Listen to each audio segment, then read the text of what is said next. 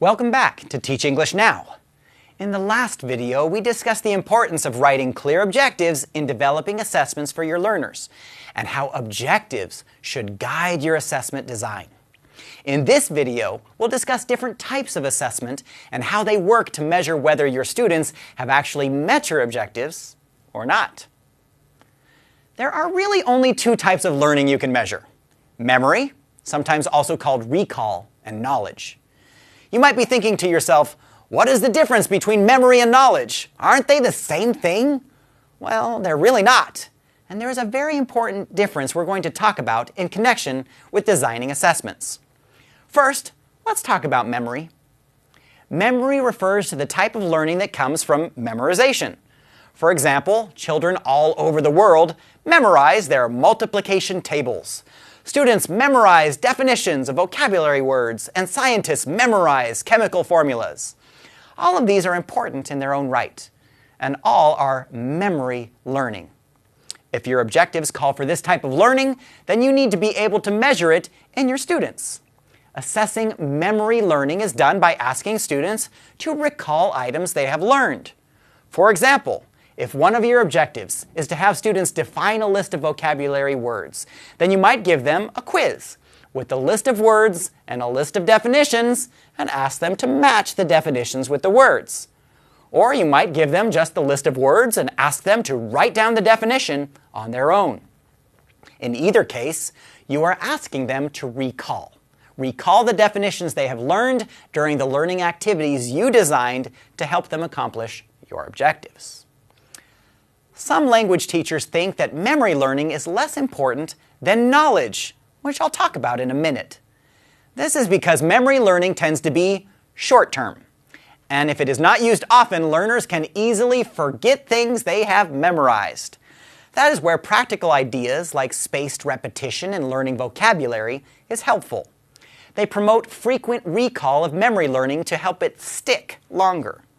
However, just because memory learning requires a lot of repetition and work to make it stick, it doesn't mean it is less important. Besides definitions, students need to know parts of speech, synonyms, antonyms, and other information about vocabulary they are learning, all of which generally require memory learning. In the beginning, students may memorize useful phrases in the target language to help them get by until they can understand and communicate better. Yes, memory learning certainly has its place in language teaching. The second type of learning is knowledge learning. Knowledge refers to not only just memorizing information, but learning how to apply that information to achieve a specific goal. For example, people studying to get their driver's license have to memorize the rules of the road. But before they take the driving test, they must apply their knowledge of the rules of the road to avoid accidents during hours of driving practice.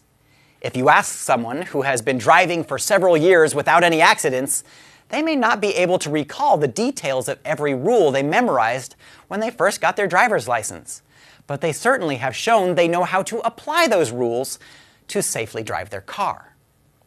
Knowledge learning is generally assessed through performance-based assessment, where students are placed in situations that require them to apply the things they have learned to complete a goal.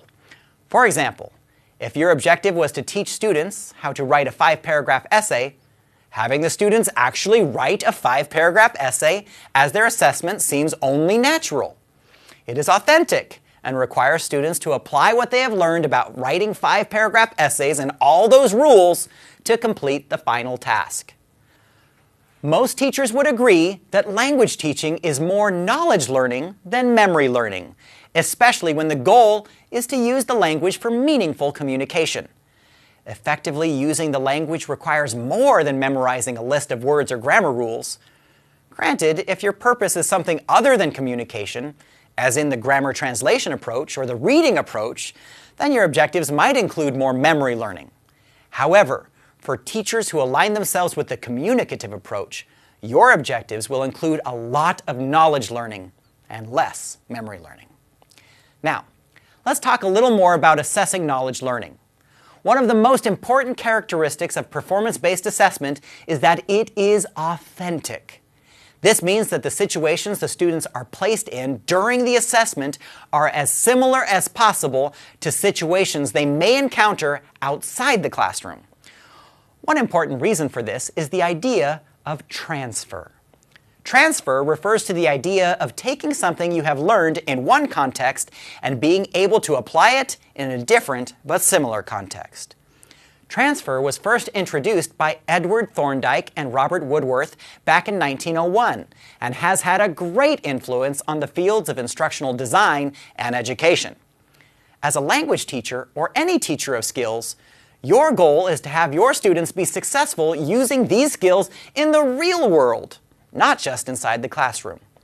If your assessments and, in connection, your learning activities are not authentic, students will have a difficult time taking the things they have learned in your class and applying them in real-world contexts outside of the classroom. Another important characteristic of performance-based assessment is the idea of a constructed response that involves higher-order thinking. This means that students have to do more than just recall information. They have to create something using what they have learned. Going back to our example of writing an essay, such an assessment requires students to take what they know about a topic and what they know about the structure and organization of a 5-paragraph essay and combine the two into a coherent product, namely an essay of their own. This involves more than just recalling information. It can also involve higher-order thinking. This refers to the idea that there are levels of thinking, with tasks like remember or understand down at the bottom, and tasks like apply, analyze, evaluate, or create at the top. As you can imagine, analyzing or evaluating something takes much more understanding of the principles involved than simply remembering or understanding. Thus, performance-based assessments should do more than just ask students to remember or understand, but should require them to synthesize information, analyze details, evaluate ideas, and create a product based on what they have learned. Another type of authentic assessment that is commonly used in language teaching is portfolio assessment. A portfolio is simply a collection of work that showcases students' skills and abilities. Artists and photographers use portfolios to show clients what they can do, and are often used in job interviews and college applications. Language teachers can use portfolios to track students' progress over time and assess whether they truly have developed the necessary skills they will need when they leave your classroom. Some teachers will have students select which examples of their work are included in the portfolio, which helps motivate students and encourages them to play a greater role in their own learning. As you think about your students and your learning objectives, try to be very deliberate in your use of memory and knowledge learning, keeping in mind the overall objective of improving your students' English abilities. In our next video, we'll talk about some assessment ideas that will make your life easier. See you then.